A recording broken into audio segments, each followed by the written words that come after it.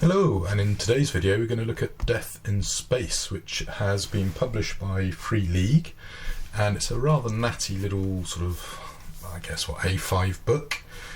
Nice glossy finish with a black look, and yeah, it's really nice quality book.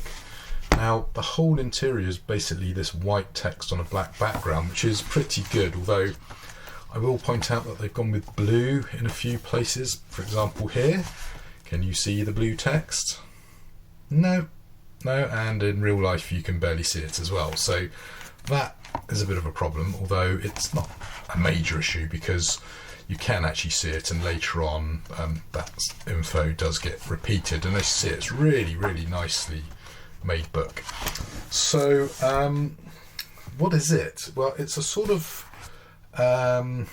non-Mutant Year Zero engine game for a start, but it's a sort of dark, gritty horror sci-fi film, which seems to be a popular genre at the moment. It's been inspired by things like Outland, 2001, Firefly, Blade Runner. I would say Ringworld is also probably an influence. Alien, Traveller, Mothership, Morkborg.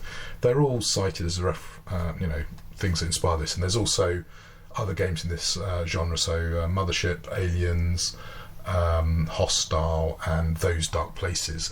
And I can really see a strong Mothership influence, to be honest, on this, and to a degree I can see why they're saying Traveller, and that metallic finish has really shown up nicely. Now it's got an interesting setting.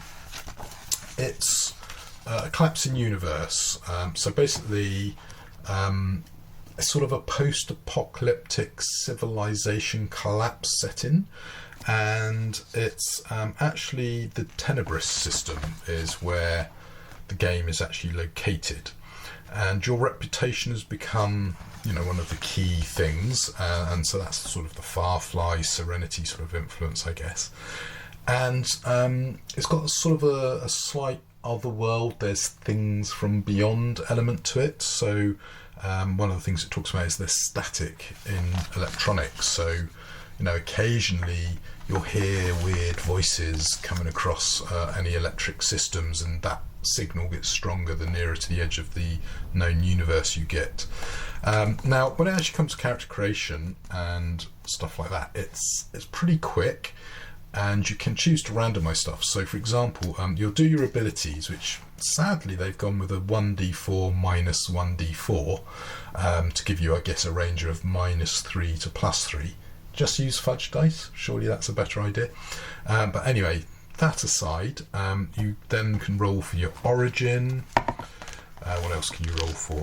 Your background, your traits, your drives, your past allegiance, I think's in here, some character details, so your looks, and you then calculate your hit points and your defense rating. Now your abilities are body, dex, savvy, and tech, which is the blue text here that's a bit hard to see, and your hit points is, I believe, 1d8 plus your body, and your defense rating is 12 plus your dexterity mod, and that's effectively the target number for someone to try and hit you in combat, so that's pretty important. Your encumbrance is, I believe, 12 slots plus your body, so if you've got a body of 1, you can carry 13 items effectively. Now look at this artwork, it's just really cool, really evocative. I love this sort of cool guy with the hood over here. Yeah, love the artwork.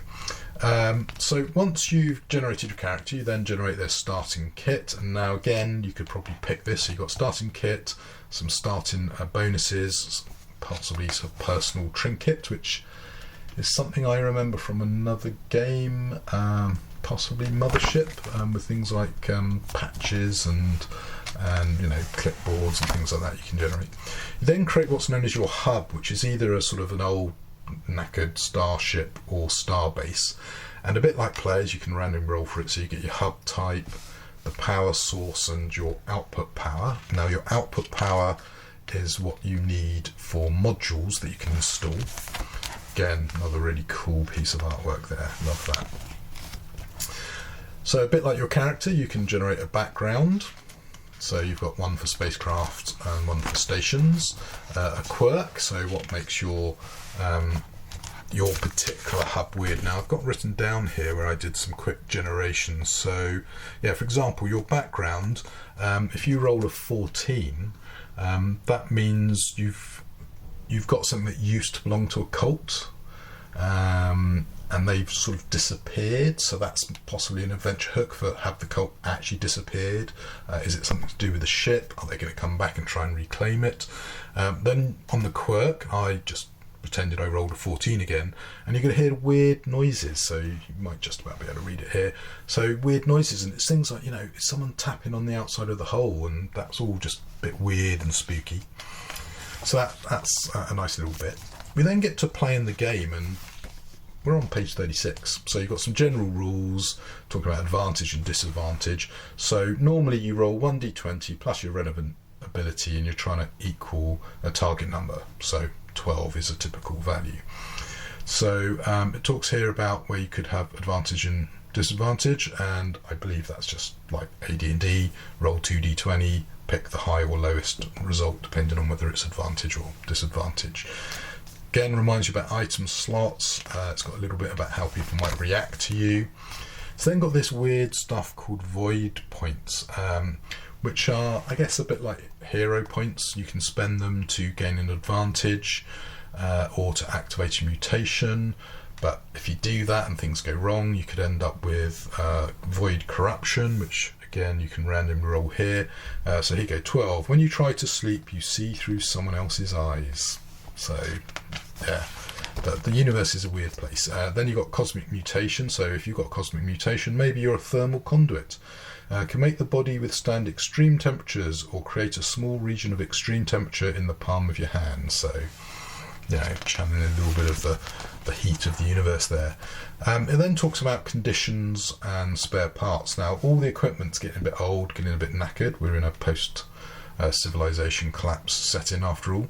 And basically, you roll a d6 on a 1, you minus 1 from the condition of your part. If the condition goes to 0, it basically breaks down and you need to repair it or replace it. So kind of a nice little depletion mechanic, which you see in things like I think Mouse Ritter's got it, and also Cthulhu Hack, for example. So nice thing there.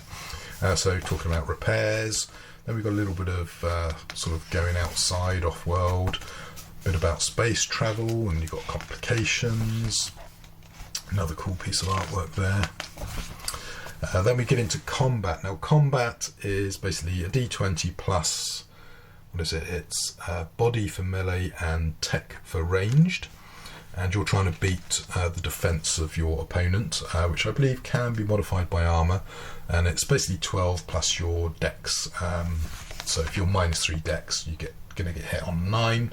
If you're plus 3 dex, you're going to get hit on a 15. Then you've got death and healing, and what's weird about this, when you die, you actually get to roll a random, this is what your death was meant to be, and for some reason you've died sort of ahead of schedule. It's a little bit weird. Now, when you get reduced to 0 hit points, then basically you start doing death checks, and when you finally die, that's when you roll for this weird death bit. We then get into space battles, so page 56, and that whips through for a couple of pages until we get to page 60, talking about advancements. And depending on your ability, it's going to cost you 5 XP or 3 times the value to increase it. You can increase your hit points by 1d4 for 5 XP. You can gain a cosmic mutation, and you can gain an extra benefit, although you can only have 2 benefits for 15 points each. And then you get 1 XP for various bits listed up the top here. So did you repair something? Did you contribute with something especially memorable? There's a couple of options there. We then get into the extras bit, which I've currently got bookmarked with the nice 2 little bookmark ribbons here. So this is sort of getting into the setting and talking about the setting. So I'm going to skip some of this because it does include the starting adventure called Welcome to the Ring, which is very Halo / Ringworld-ish, I guess. So we've got some principles. Everything's old and knackered. Communication's difficult. War's still going on. Distant places have gone quiet. Travelling takes a lot of time. So there's some nice little tips there. And then we get into the setting info. So the Tenebris system itself, with a nice little sort of map of the region with some points of interest. Then another cool sort of blueprinty style artwork. And then some more details. Then we get to a bit about cults, because this is a weird setting with cults and creatures from beyond. And we then get to the adventure, which is page 78 to 91. So let me see if I can skip that so we don't spoil any of that. And that then brings us to page 94, where we get creatures. We also get things called corrupted. And again, you can roll randomly for a lot of this stuff. We then got various triggers and obstacles, so like traps or random encounters if you want. So let's just take one here. So molten metal. So on a 15, container or deep pit with molten metal cooks flesh, causing extreme pain, 1d10 damage. If not removed, provides excellent protection to the exposed body parts when the metal has cooled. Yeah, great. Okay. Not at all weird, and just goes on and on. Loads of space encounters. Then iron ring location. So the iron ring is like your Halo ring world thing. Quite a few stuffs on that. And then basically drugs. So what's that? Memoxicg for long, short exposure to low, high gravity. As a side effect after use, the user feels weightless for 1d10 hours. More cool artwork. Really nice. Then you get into like your building spacecraft. So you've got your frame, your power system, then the modules. And most of the modules are 1 or 2 slots, and a couple are 3. So for example, orbital shotgun, which does a lot of damage. And what was the other one? Stealth. That was it. Stealth holes were 3. And then we get into... got more modules there. NPC creation. Then weirdly we get weapons and armour. I don't quite understand why that's here, but in the armour bonus it's +1, +2, so it makes you a bit harder to hit, but it takes up slots on your character sheet. Then some cool artwork for guns. Then contractors, hirelings effectively, and generating a contract. And then NPC generation, and then a quick cheat sheet, which to be honest, once you sort of know how to play the game, you could probably run the entire game just from these 2 pages. Now, I was a bit annoyed with some of the layout of this, but I think because they've included the equipment on the inside of the front cover, I don't mind the fact that you have to flip all the way to the back of the book to find the equipment, because actually it's just in the front cover, and with the 2 ribbons you can easily jump around, so that's pretty good. So overall, my verdict of this game is it does look interesting. I think it's going to run pretty smoothly. I did post a quick summary on Twitter where I basically said, the good, the bad and the ugly. So, cool setting, really nice design, looks like a simple set of rules. But, some of the layout's not the best. The blue on black, I think, is a big mistake. So that's disappointing. Now, I do also have a PDF of this. It'd be interesting to see if I can strip away that black background for printing, the bits out that I might want to have as quick reference. But it's a really nice quality book. Unfortunately, mine did get a little bit dinked. It's got a little... You might not be able to quite see that on the corner there. Camera's not quite focusing for some reason today. Got a little bit of a dink there, which is unfortunate. But overall, it's worked lovely. This I ordered it. It turned up quickly, and over the last 5 days, I've sort of skim read it. And yeah, I really like to get this one to the table. As I say, Mothership is probably the most obvious game that this is similar to, but great if you like just randomising stuff on the fly. You can just roll up dice. Alternatively, if you like being a bit more controlled, you can say, okay, what trait do you want? And you've got 20 traits to pick from. Be interesting to see if they bring out extra traits and drives and stuff, because it could get a bit tiring if everyone constantly always is inventive with never look rich. that will get boring very quickly. But yeah, really high quality production, really cool setting, and I think you could easily take this setting elsewhere. Where you might not like it is the weird sort of, almost on Twitter I refer to it as like, cult in space. It gives me that sort of feeling where there's weird entities from beyond and weird stuff, like when you die you actually see a vision of your actual death, not the death you've just had. So that's all a little bit weird, funky, and I need to read the book a bit more, because I've sort of just been skimming it just to sort of get a feel for it rather than doing a really good in-depth dive. And ironically, this white on black I am finding a lot easier to read than the black on white, so I might have to dig out some colour overlays I've got for the traditional black and white text that I've been struggling to read recently. Anyway, I think that pretty much covers that pretty much covers what I wanted to say about Death in Space for now. Going to have a bit more of a read, going to try and get it to the table and play it, and once that's done, might come back to this and compare and contrast it to things like Dark Places, Hostile, Mothership, Alien by Free League, and it seems to be a genre that's really popular at the moment, and lots of people are very excited by this, and I'm one of them.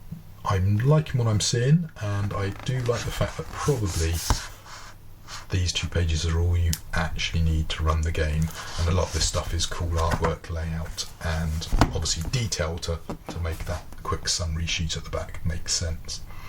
Anyway, what do you think of Death in Space? Let me know, and until the next video, happy gaming!